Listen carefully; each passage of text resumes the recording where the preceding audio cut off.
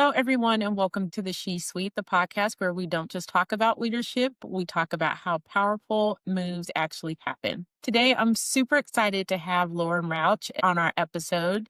She is one of the most ambitious women that I know, and everyone needs to hear from her. We're talking about recruiting, not from the job seeker side, though, but definitely from the decision maker side. Lauren is the founder and CEO of Team Rauch, executive recruiter with direct access to hiring power, trusted advisors to CEOs and boards and senior leadership teams. Lauren Rauch sits at the intersection of opportunity and access. She sees who gets hired, she sees who gets promoted, and also who gets passed over. And today, she's pulling back the curtain to give us insight on how we can show up for our next opportunities. Thank you, Lauren, so much for being a guest. Welcome. Well, you are so welcome. It is my pleasure to be here. I'm tickled pink to see your podcast and excited to help share any insights that I can with your listeners. So I'm ready to dive in. Those that don't know you in the She Suite, can you please just tell us, who you are and what made you build Team Route?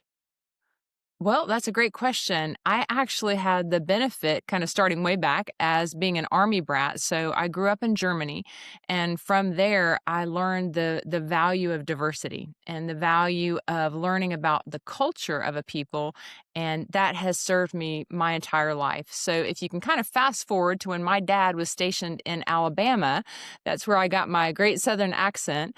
I went to the University of Alabama and just happened to be there when Mercedes-Benz was launching their first US operations. And so it was at that moment that the things were set in place for my future career because I began to understand the automotive industry.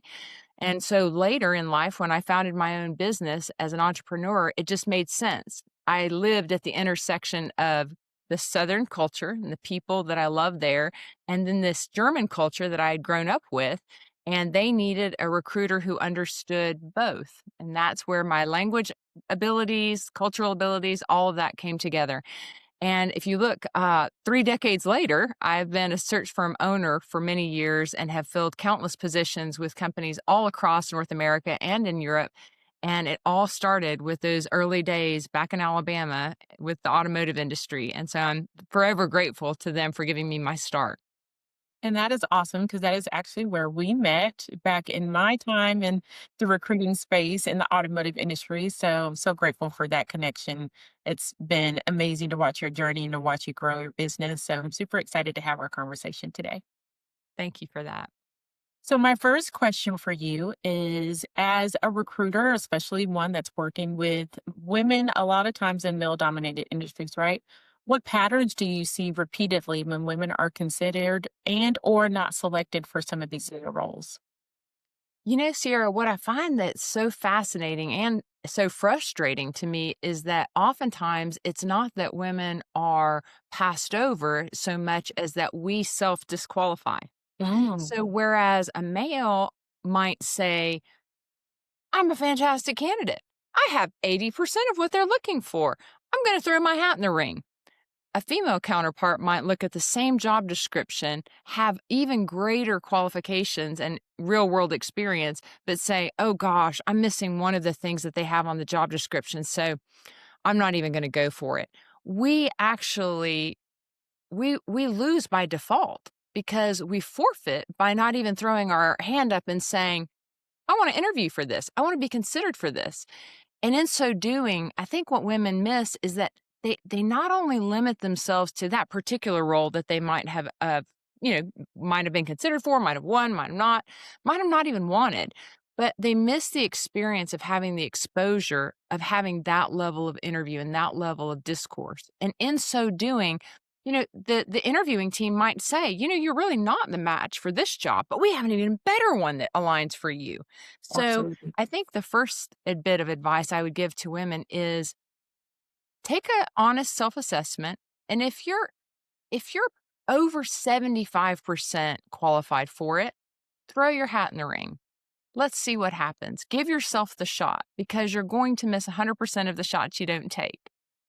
Absolutely. And I see that every day where, you know, decision makers are not looking for someone that is going to be 100% qualified or perfect because there's no such Absolutely. thing as a perfect candidate, right? So being able to know that majority of this job fits exactly who I am and where I'm trying to go, and throw your name in the hat and see what happens. So I Mhm. love that ambition to just take the opportunity as it comes. Just to follow up on that, though, another thing that I've noticed after decades of interviewing is that women have this. It's great because it's rooted in honesty and it's rooted in transparency, but we have this tendency to lead with what we don't have. So, for example, if I were to ask someone a question to say, tell me about your experience with with managing a profit and loss statement, they might say, well, I don't really have a lot of this, but well, you've lost the listener at the I don't really have a lot of this. They don't hear the what comes after the but part. When I coach women, I would advise them to start with, great, here's what I have. Here's what I bring. Here's the experience I have. And let's start with what you have. And then we can say, now, maybe I'm, a little bit less than this or that, but Mhm. don't lead with what you don't have. Lead with your strength. And that's what they're going to remember. And that's what's important because the truth is, you got where you are because you're capable of learning. Absolutely. So And thank lean you. into that. Yeah, that is great information. And I hope everybody is listening and writing this down because that is something that you would pay good money to hear from an interview coach. So thank you so much for sharing that with us. Absolutely. So, what are some hiring decision makers really looking for at the executive level that most women really may not realize? I think that to progress in a career, you become very competent in doing your function. Hmm. And what we miss is that you're not particularly taught how to articulate your skills and experience and your methodology for success.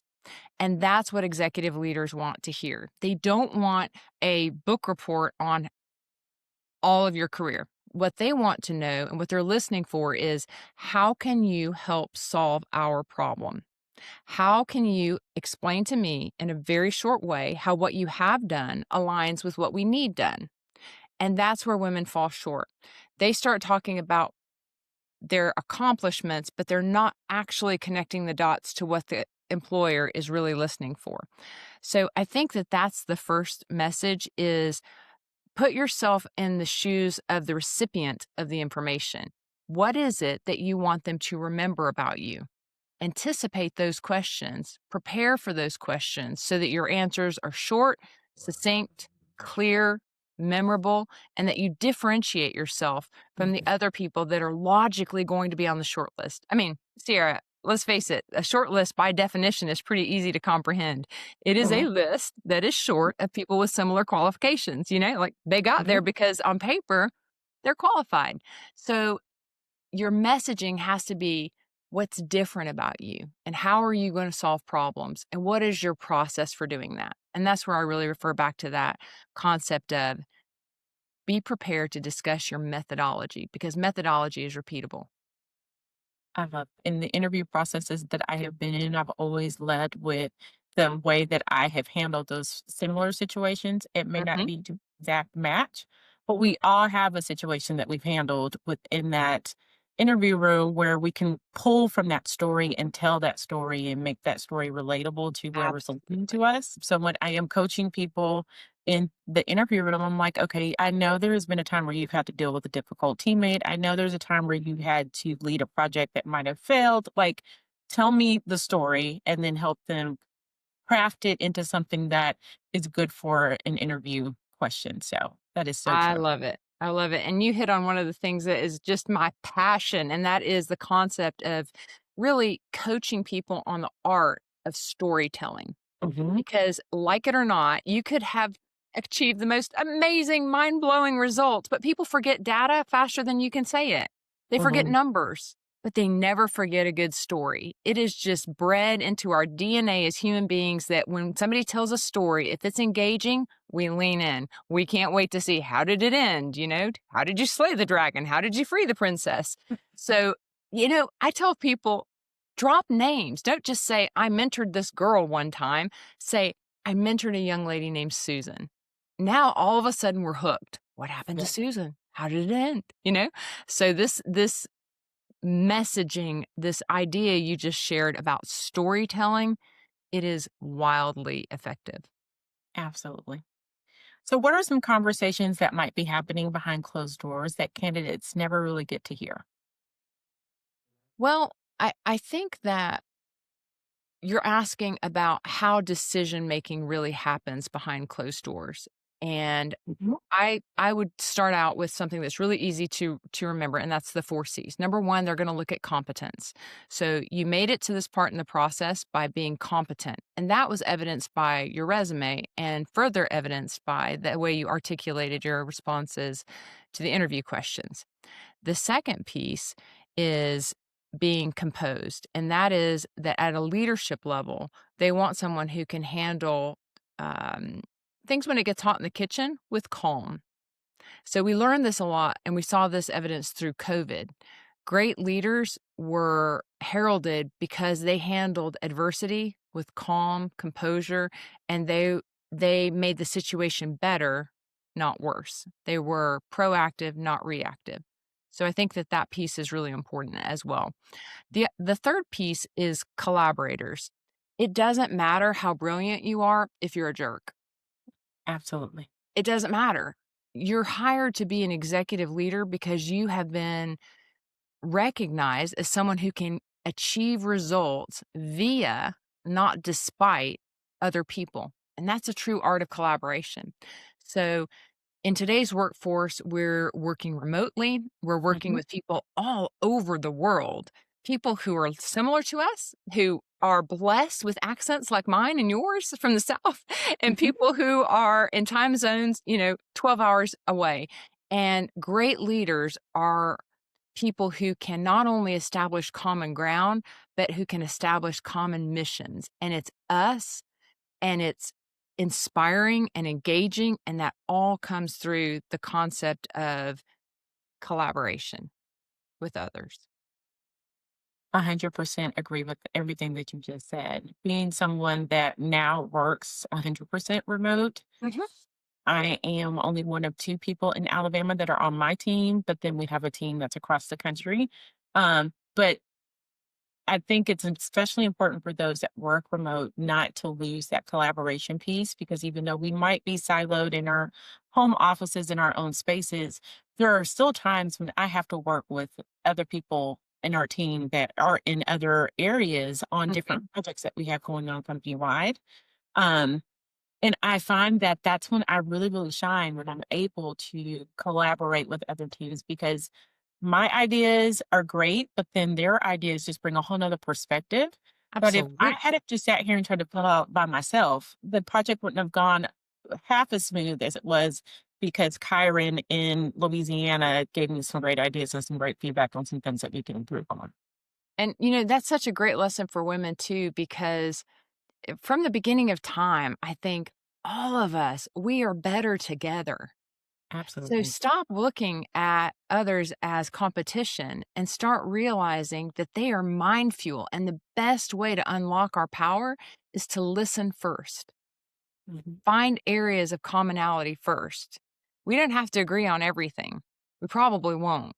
But if I know that you'll listen to me and you know that when you speak, I listen to you with my full attention, I mean, there is power there. And there's not much we can't do if we collaborate and lean into that power. I mean, it's a superpower.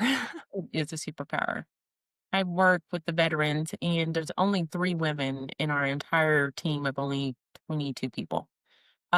So I find that I not only work with the other men that are in our organization, but I really lean on the other 2 female voices because a lot of times working with male veterans, that's a strong voice in and of itself. It is. So I I just have know. to lean into my fellow sisters in the battle, and I'm like, Yes. "Hey, please explain to me how I can get this conveyed in the most heartfelt way." And they're like, "Oh, Yes. no, you just go shoot straighters with that team," and they're an amazing team to work with for sure, but I definitely get both sides of the coin. I love the other 2 women because I still have that voice that I need sometimes a balance, but then I have these strong-headed men that shoot it to me straight, and if it's a bad idea, if it's a bad idea, but if it's a great idea, they're the most supportive people in the world, so I love it. Love all of Sounds it. like you have an exceptional group. You truly do. They really, really are. I have really loved getting to know and working with this team, and we have done some amazing things this year. So we're excited.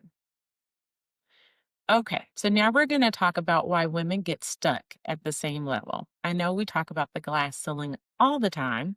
Mhm. So, first question I have for you is what is one of the biggest mistakes women make when positioning themselves for promotions or executive roles?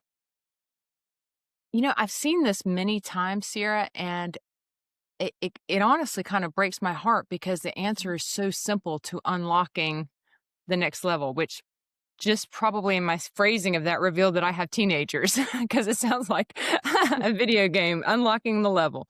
Uh-huh. But the truth is, I've heard many women over many years complaining and bemoaning and wondering, why am I not invited to have a seat at the table? Why is my voice not heard? And and I think that the answer is actually kind of simple.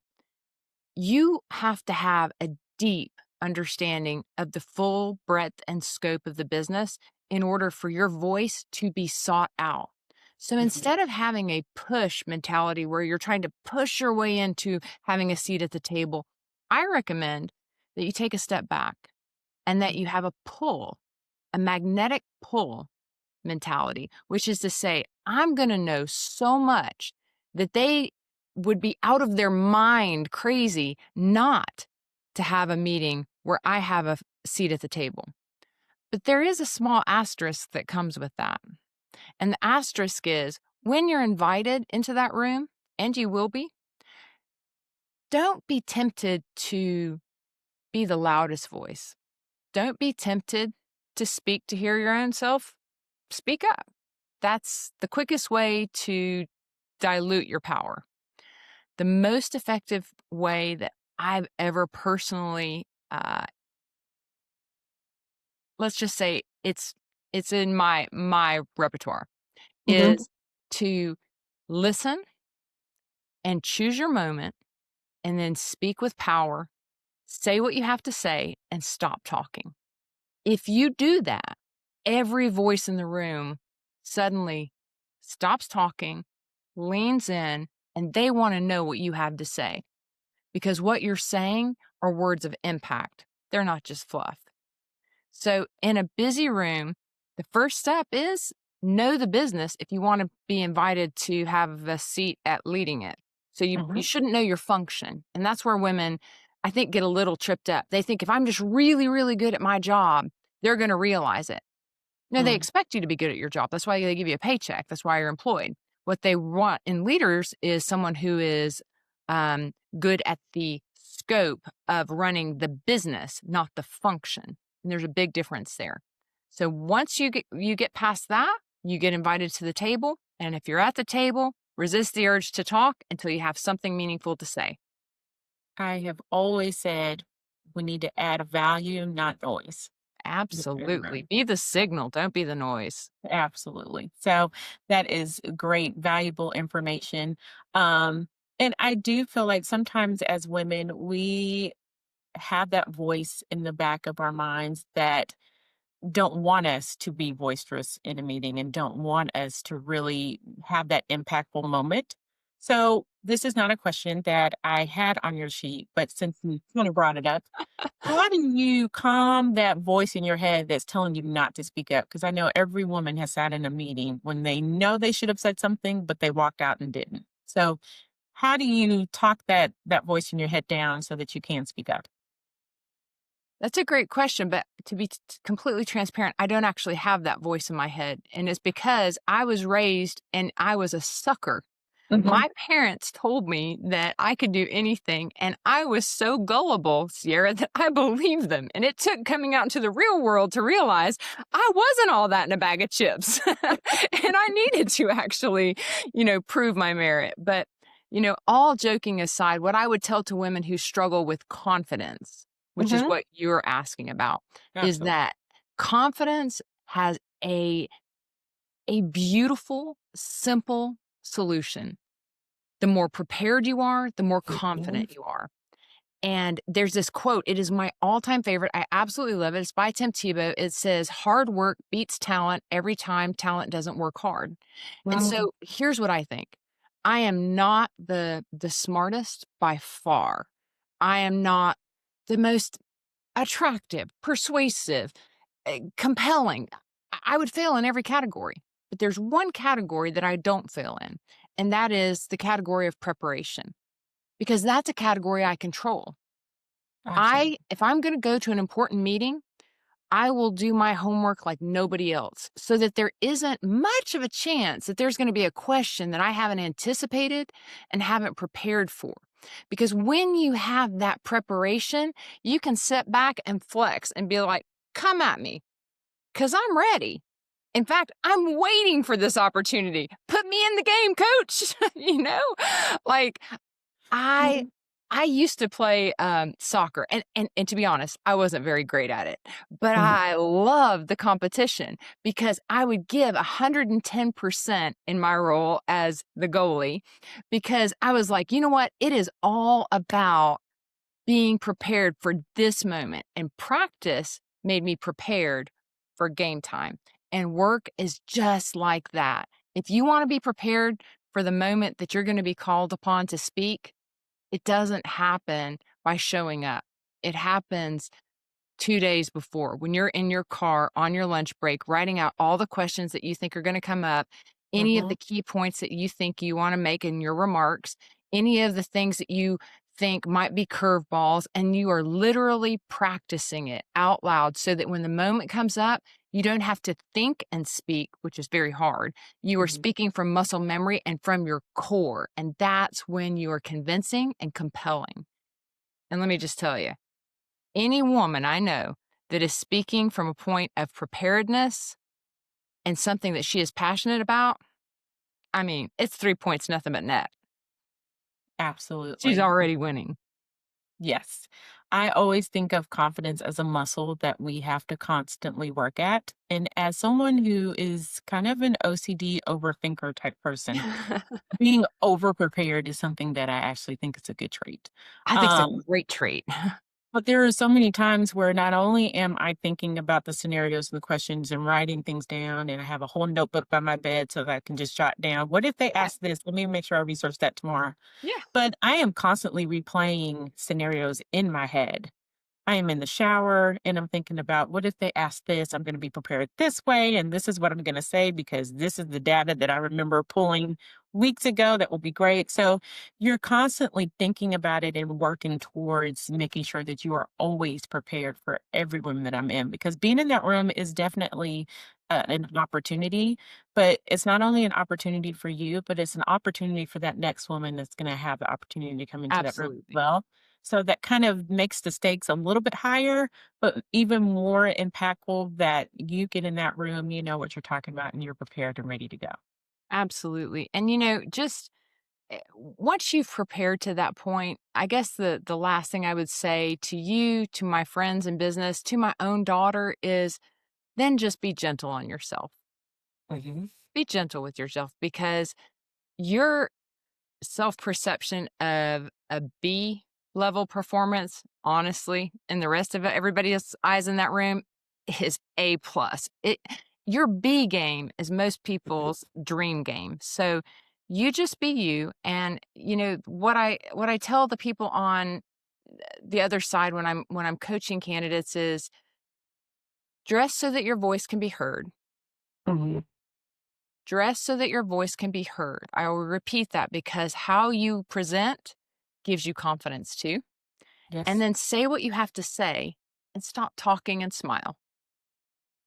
I'm It, glad you mentioned it's that that. about dressing, because later on, one of our podcast guests is someone that is in the fashion industry that I just absolutely adore.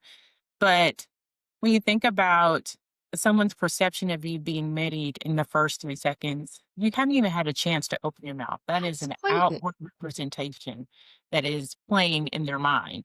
So Mhm. make sure that you are dressed, prepared, and not necessarily that you're dressed in the most expensive outfit in your entire wardrobe, but it's something that you're confident in, that fits well, that doesn't make you think, "Is my Absolutely. stomach showing? Are these pants too tight?" Like, you Yeah. want your most confident outfit, which doesn't also mean the most expensive outfit. No, has nothing to do with that. I joke with someone that I actually really like Poshmark, which is really funny because I mean I've gotten some of the best things off of Poshmark, and I'm like, that's pretty funny. But Yes, it doesn't have anything to do with that price tag. What it does is it has to do with how it makes you feel while you're wearing it. absolutely. And when I was much younger and I remember going to one of my first interviews ever, I remember blaring music that was my pump me up song, Mhm. in the parking lot because you've got to walk in like a boss, even if you don't feel it. You have to pretend. And if it means you play, I don't know, your favorite song by Eminem or whether it's Mariah Carey or whatever does it for you, music affects mood.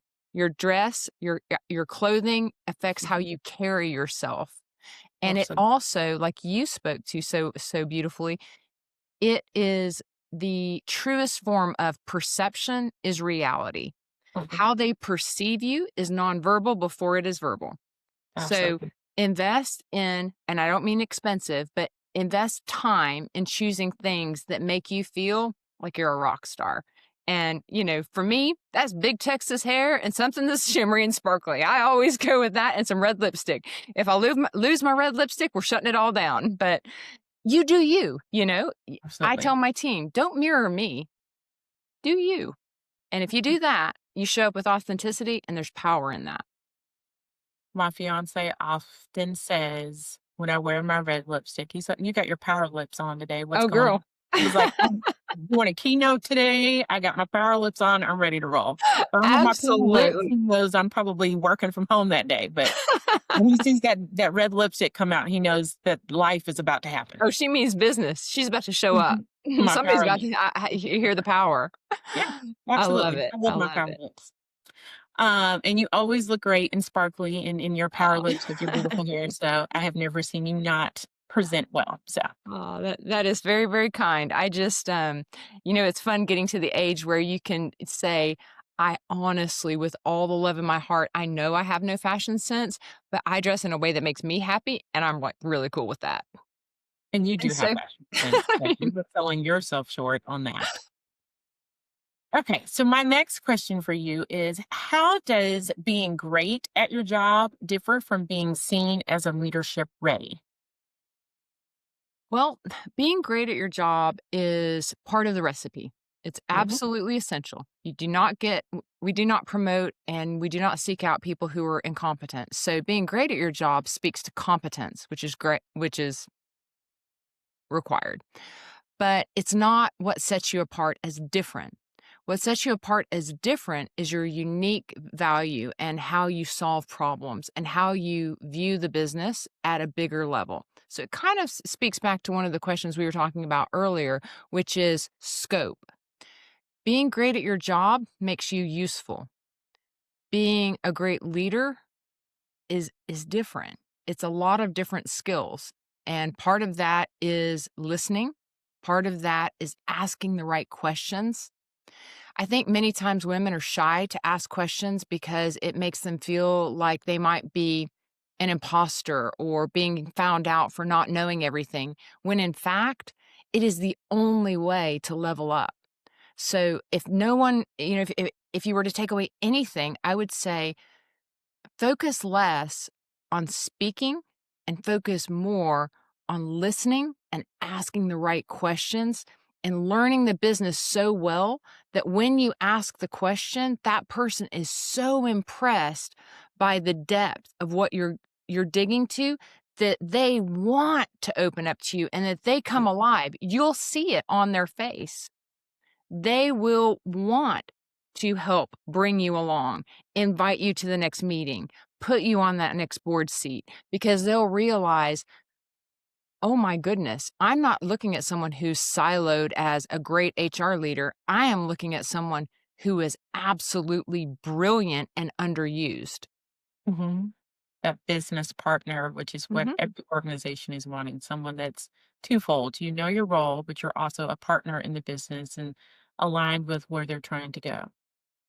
It's interesting that you use the word business partner because I think that that's somehow become a magical term that most people aspire to, but they miss the definition. The key is in the definition. You have to have a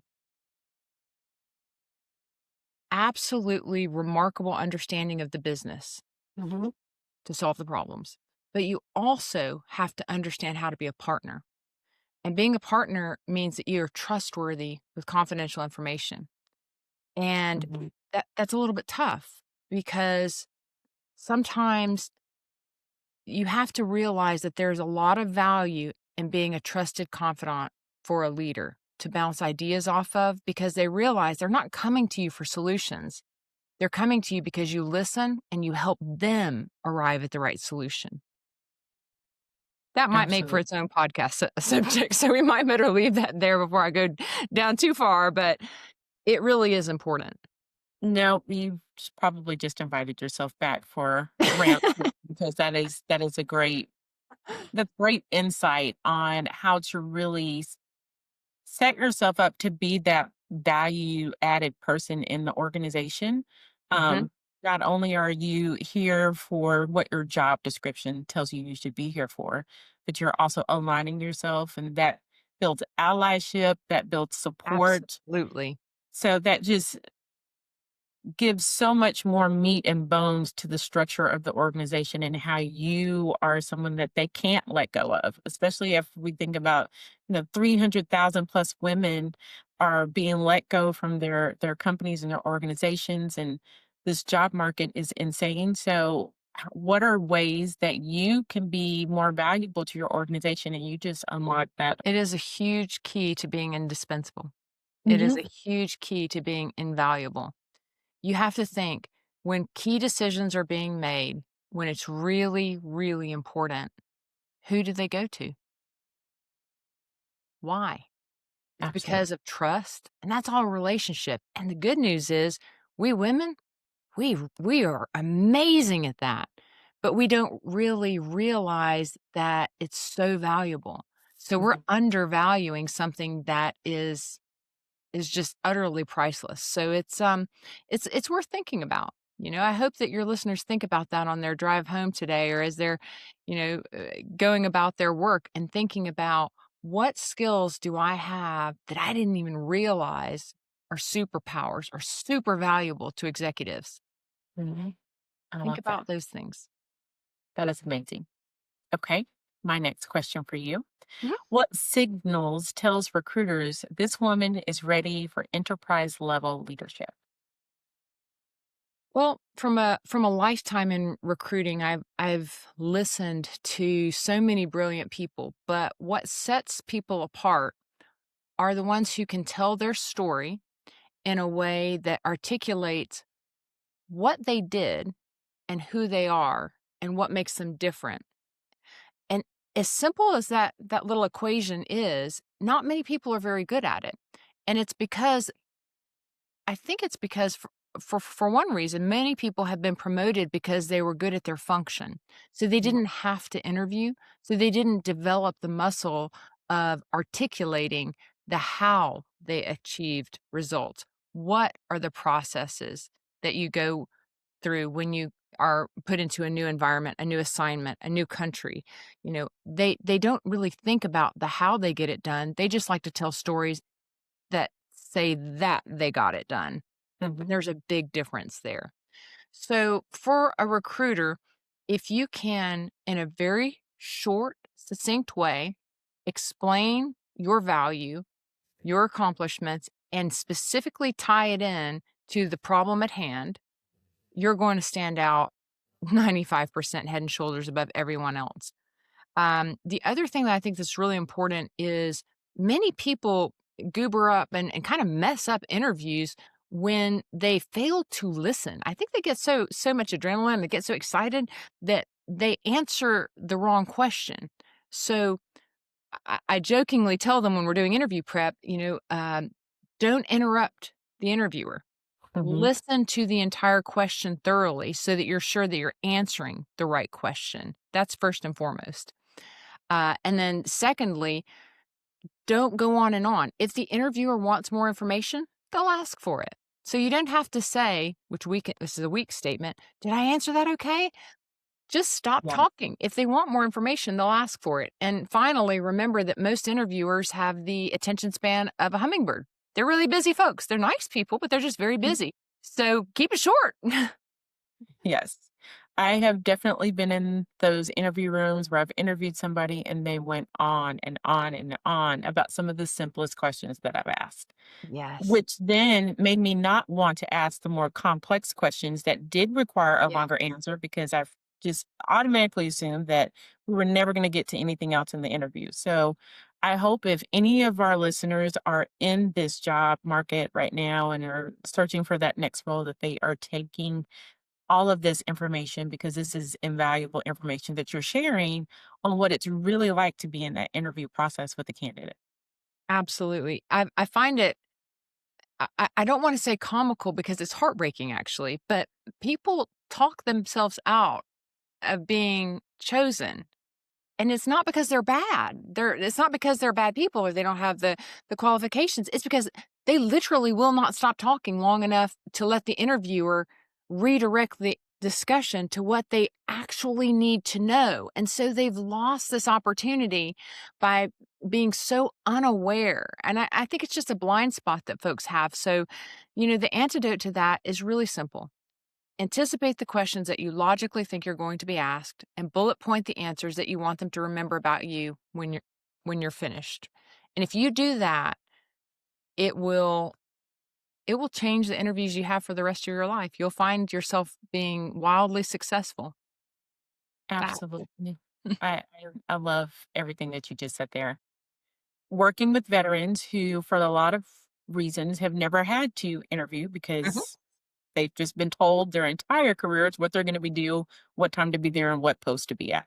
Right. So when we are doing our interview prep with our veteran candidates, that is the exact same message that I'm giving to them. Like, I don't need to know what size the bolt was, how many bolts were in the container and what tools you use to attach the bolts. Like, just tell me why you feel like you can do this role, why you felt like you were the right person to lead that battalion through whatever.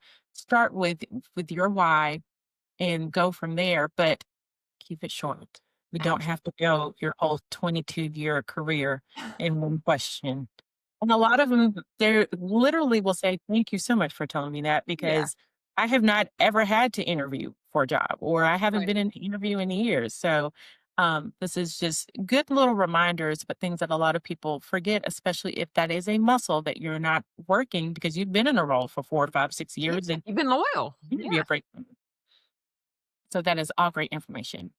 So let's talk a little bit about perception, confidence, and power, because that is so important. So, my next question for you is, what role does risk taking play in breaking the glass ceiling? That's a great question. The first part of risk taking is being cognizant that you and you alone are in charge of your story. You're writing the chapters. The pen is in your hands. It's not like you're an observer. You're actually the director of this show and you're the heroine. Hmm. So, if you want to be the hero of your story, the first thing I would recommend is do a self assessment and recognize with authenticity, where do I need to level up? What skills do I need to add? Because then the risk taking part starts to become clearer. And the second piece is after you've done that assessment and after you've realized what might need to be added to, level up your skills, take baby steps and don't be afraid of failure to the point that it paralyzes you. I Hmm. know that that's easier said than done. And for me, if I'm being transparent, I don't want to be embarrassed either. So I'd kind of like to operate in the area that I'm really great at. But if I do that, eventually I'm going to stagnate. So I have to be willing to put myself out there and do things that are a little bit, a little bit scary, a little bit maybe outside my comfort zone, but take baby steps. And if you do that, then pretty soon you'll realize that you're further along than you ever thought you would be. And it wasn't one big, gigantic risk that you took. You just took tiny little actions that helped you get incrementally towards the goal that you've set for yourself. Something that you didn't even think was attainable. It'll be even in the rearview mirror before you know it. If you just take action, stop wishing, stop waiting for somebody else to come along and promote you or invite you, you be action oriented. So, my advice, take some action. What's the worst that could happen? Absolutely. I think as women, especially females, we have this need for perfectionism, Mhm. which there's no such thing as that. There are going to be hurdles and lessons learned and mistakes and all those beautiful things that when you get to the other side, when you get to that goal, you can look back and be like, oh, wow. If it wasn't for this mistake here, I wouldn't have made this pivot. Or if Right. it wasn't for me losing my job here, I wouldn't have gotten this opportunity. I remember hearing Al Roker speak, and he talked about how he never thought he was going to be a weatherman. That was never on his list of goals, but he just let, life happen and life led him to where he is. But then he thinks back to all the different hurdles and obstacles that he had to overcome, some jobs that he hated, jobs that he loved, but it all led him to his purpose. And I just think Absolutely. it's just such a beautiful description of just the human life and how it takes form, even though we set out in college to do one thing and how life takes us to another. Absolutely. And I think that that's such a great quote from Al Roker because it speaks to the fact that you have to give yourself permission to pivot. You have to give yourself permission to say, this no longer serves me. You have to Absolutely. give yourself permission to say, I am not too old. I am not past the point of being able to make a change. I am capable of learning. I am capable of unlearning some things that I thought were static facts.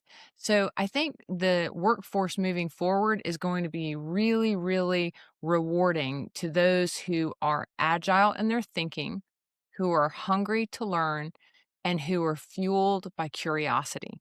If you keep being hungry and curious, I really don't think that there's a ceiling for people like that. 100% agree. And as someone who this year I just had this huge list of goals and all these things that I wanted to accomplish, and that is because I have become more comfortable with failure. If I've tried it and Absolutely. failed, it happened, I moved on. But I hate living with regret. So I don't want to ever regret not doing a podcast that has been a dream of mine for years and not having these conversations with women that I've always wanted to have. And if nobody listens, that's fine. I did what I was supposed to do and what I was called to do. I love it. It's interesting you say that, Sierra, because I had an experience where I had this brilliant idea. Hmm. And as it turns out, not a single soul signed up for it. And I laugh about it now because I'm like, oh, in my mind, this was such great knowledge and it was going to be so awesome. And I knew just exactly how I was going to put it together. So I forged forth. And at the end of the day, I look back and what shocked me the most was that, to my great astonishment, I did not feel 1 ounce of remorse or bad or anything. I just looked at it and went, it was kind of amusing, actually. I was like, well, did not see that outcome. But the reason that I could look at it with a really positive, happy experience takeaway was that I learned so much through building something that didn't work and I Absolutely. have used every single tool, every single bit of research that I had to put into that project has fueled other endeavors to being successful. So while the original idea did not work, and I can rack that up as a big fat failure, Hmm. I can honestly say that I am truly and genuinely in my heart of hearts so thankful that I went out and did it because now I learned just things that have paid off 100-fold in other businesses and other things, even in my husband's business, some of the ideas that were, you know, catalyst moments from that first failure they turned out to be seeds of greatness in another way. So I think that we put a little bit too much pressure on ourselves to have every single thing turn out amazing. Give it Yes. our all, absolutely. Show up to win, absolutely. Do every bit of preparation we can and research to be successful, absolutely. But be gracious with yourself, the same that we would with our kids. If our Hmm. kid is learning to ride a bike and they fall down, we don't go, "You loser, you'll never ride a bike. What were you thinking getting on that bike? I could have told you wouldn't have done great on the bike. Hmm. You're 6. How could you?"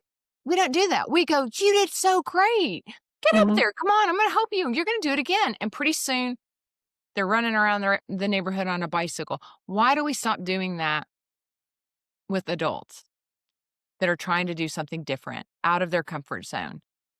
Just kind Absolutely. of, just, I try to encourage the people in my own life by saying, if you don't believe in yourself, then just listen to my voice in your head.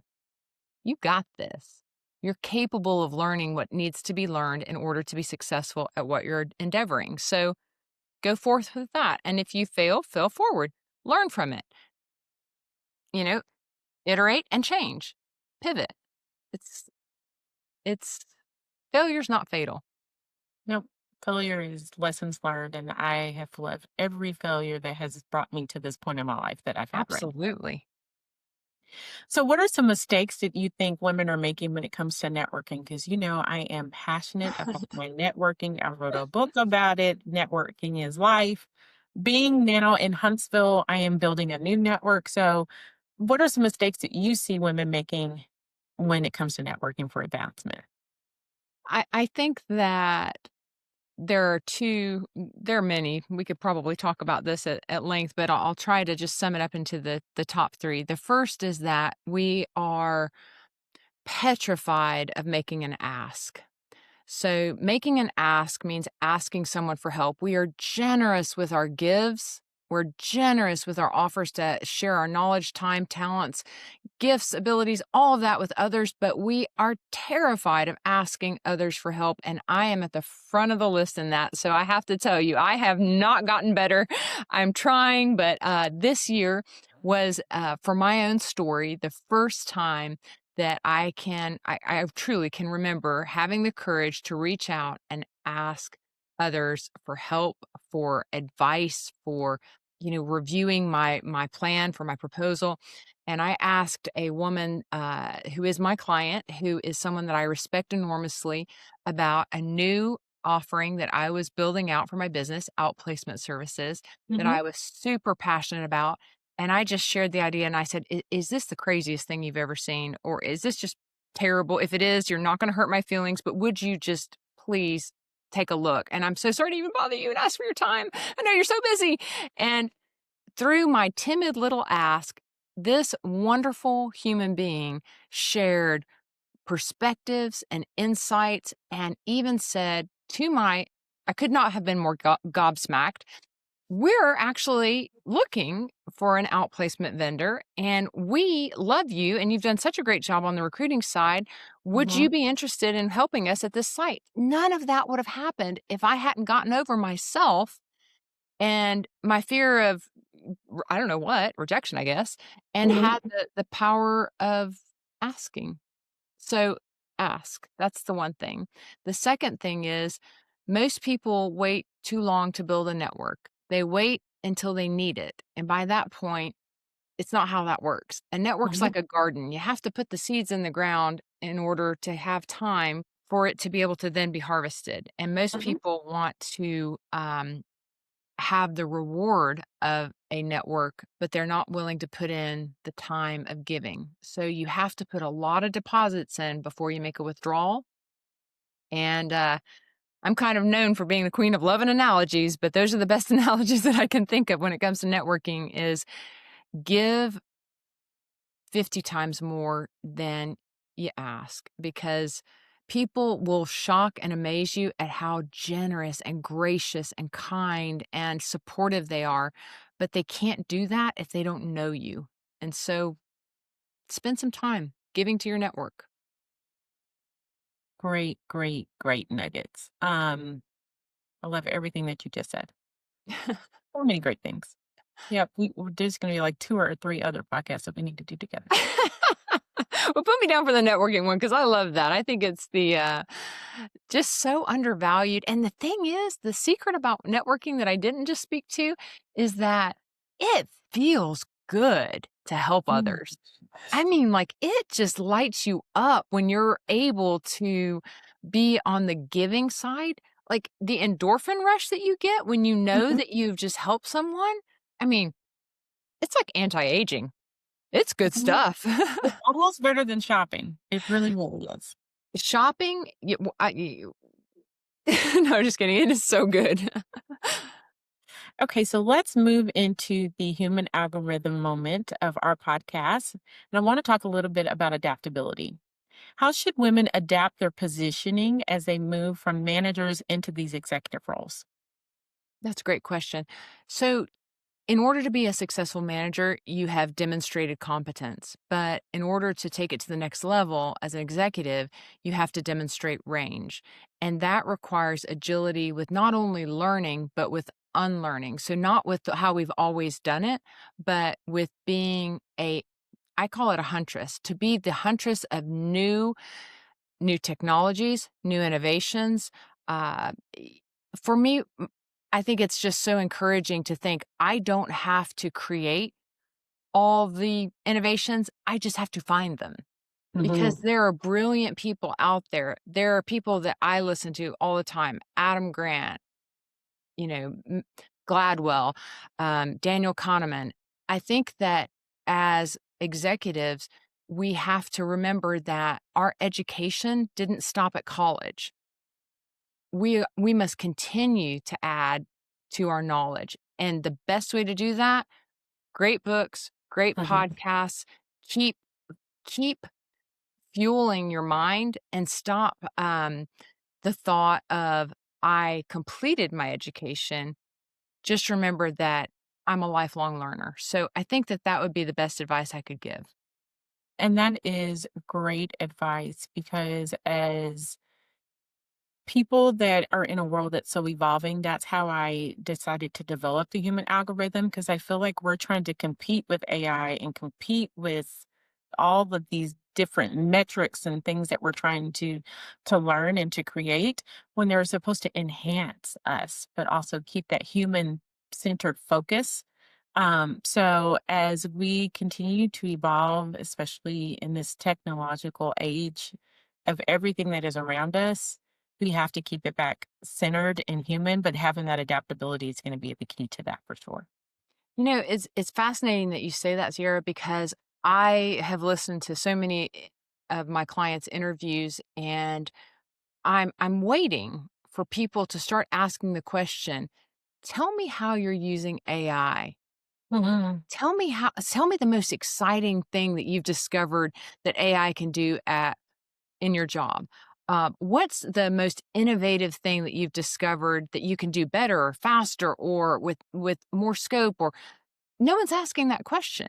I think we're still in the infancy where people are trying to determine, am I scared of this? Is this going to take my job? And the brightest are realizing that in our lifetime, second only to the invention of the internet and the smartphone and the computer and things like that, this is the most groundbreaking moment that has happened in technology in our lifetime. So harness it. Don't be afraid of it. Harness it. No one will ever be able to take away the human connection that we have with one another.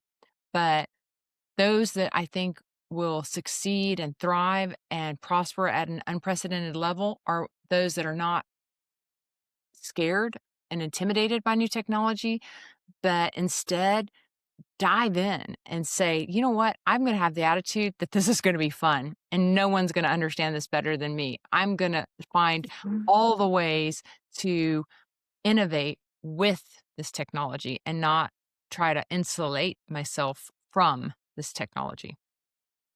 I am to the point where ChatGPT is probably going to get claimed on my taxes because I named him I'm Charlie. Like, he's not my, ChatGPT anymore, he's Charlie. my I just name is just ask Charlie. Chad. It's Chad. Chad is cooked for me. I have said, Chad, I have a packet of pasta, marinara sauce, and I That don't is hilarious. Italian sausage, but I don't want spaghetti. Tell me what I can make with this. It will literally tell me what I'm making for dinner that night. I go from asking questions about my education programs to Mhm. asking what ratio of eucalyptus essential oil and baking soda would be best for this carpet treatment. I'm like literally every moment, and Everything. Mhm. I just find it to be mind-blowingly amazing. When I think about I started my career in recruiting, and we did things like driving to grocery stores and putting up, with pins on those little cork boards, job announcements. Yep. I mean, mind blown. To Mhm. this era where I'm voice dictating into ChatGPT what I need, and I'm using Nano Banana to do this and that, and I just think I cannot fathom where this is going, but I can't wait to see. What a time to be alive. That's what I always Isn't say. it? Gonna be fun. So I think you have already talked about empathy and connection so well in some of our other questions. So I am going to go to our last question that I typically like to leave our listeners with. So, what is one truth about women in leadership that everyone absolutely needs to hear? I think the message that I'd love to leave your listeners with is really simple. You are enough. Mhm. You are. You already are enough. And the only person that needs to be convinced of that is you.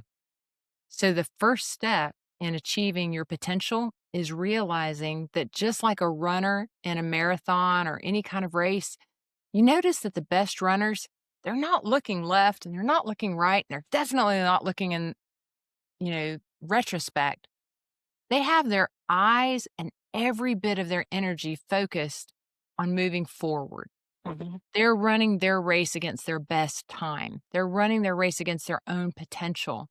So that would be my encouragement to your listeners. In everything that we've shared, take some good nuggets that can help you level up, go to the next step in your career. Don't be shy to ask for help because so many people are more than delighted to open a door. I know that that's been done for me so many times in my life that I am overjoyed when I have an opportunity to share that or pass that, pay that forward for others. But it all starts with just having that quiet confidence in your heart that reminds you when things get scary that you are enough, that you're doing great, and that you're not racing against anybody else. You're not even racing against the clock. You're just racing against your own potential. So if you make that your measuring stick, you won't be disappointed. But just don't settle. Keep going. Thank you for those amazing words. And that is a great way to end this amazing segment. So, Uh, Lauren, thank you for giving us the unfiltered truth about recruiting, power, and access. Think this conversation reminds us all that the glass ceiling isn't just about talent, but it's definitely about positioning yourself in the right light. So, thank you so much for being on our podcast today. Greatly appreciate your friendship over the years, but for really pouring your heart out to our listeners and giving some amazing pieces of information for them to use as they figure out their next journey in their careers. you're an extraordinary woman, and I'm so glad to have you in my circle. I am rooting for you always, and I am so honored to have been a part of this. So thank you for having me today. Thank you all to our listeners, and we look forward to seeing you on the next She Suite podcast. 1, 2,